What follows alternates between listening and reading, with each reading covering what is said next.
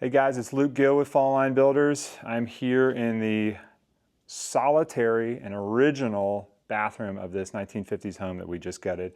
And I want to point out a couple details. So keep in mind, this is 75 years old. This home, this bathroom, 75 years old. While we do have some decent rot here, all in all, this bathroom put up a good fight during demolition. So you can see here we've got our joists which are dropped from the rest of the house, the rest of the subfloor, and actually literally a hatchet going across the top and creating this pointy section here to help give it a little bite.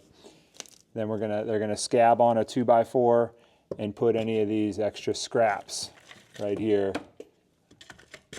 which gave them a base to pour about 6 inches of Portland cement. If you can look back here by my left foot, this flange height right here, this is the height of the tile. So they pour all that Portland cement and then wet set that traditional mosaic tile that you think about from these 1950s and 1960s homes. So again, held up really well. Where it didn't hold up, what's the #1 killer of buildings? It's water, right? And we have exterior rainwater that we have to worry about. Well, we have interior water we need to worry about too. So this raised part right here was where our cast iron tub sat. We have absolutely no rot or damage underneath that cast iron tub. That held. Where we do have is right here where that seam was. Think about settling that occurs over time. This 6 inches, the weight of this cast iron tub. 75 years of people jumping in and out. The wood expanding and contracting, and all it takes is a hairline crack where that tile meets the tub.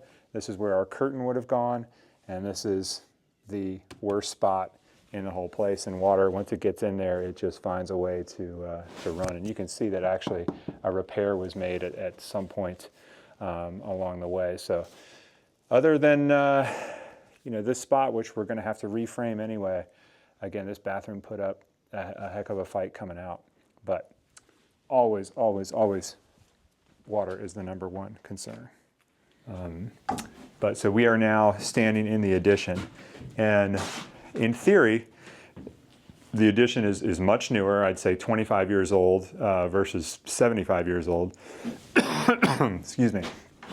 But we see some of the bigger issues in our addition space. So as we look over here, our floor sheathing in the original house is 1x6 and it is gapped. So if we did have a leak in a toilet, a leak in a tub, there's actually a place for it to drain down into the crawl space. Here we've got pretty thin, a 5/8 thick plywood, and plywood is just all that is very, very strong until it gets wet. And you can see here what a leak around that toilet resulted in. So this is all going to have to be pulled up, and we'll go back with a 3/4 Advantech. But modern building materials aren't always, they're not maintenance proof, they're not bulletproof. We still have to worry about water and make sure that we don't get any in our buildings. You can also see evidence of an old skylight here. So if this is in theory only a 25-year, we've even got another one back there that I just noticed. There's probably 6 or 7 of them throughout the house in the 2 additions they put on, and all of them have been covered over. Why? Because there's evidence of leaks. So they just didn't last long because they weren't done well. And then I can also see over here, I've got tons of mouse droppings. And to me, you can even see some rot, mold, mildew down here on the bottom plate here. Look, I can see all my nail plates here are already rusted over.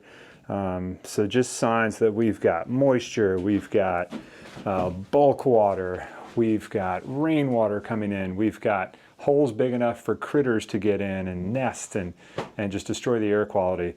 And that's all in the new space. So it's not always better when we're doing these demos, but I can promise you that when we're done with it, all of it will be as absolutely high quality as it can be.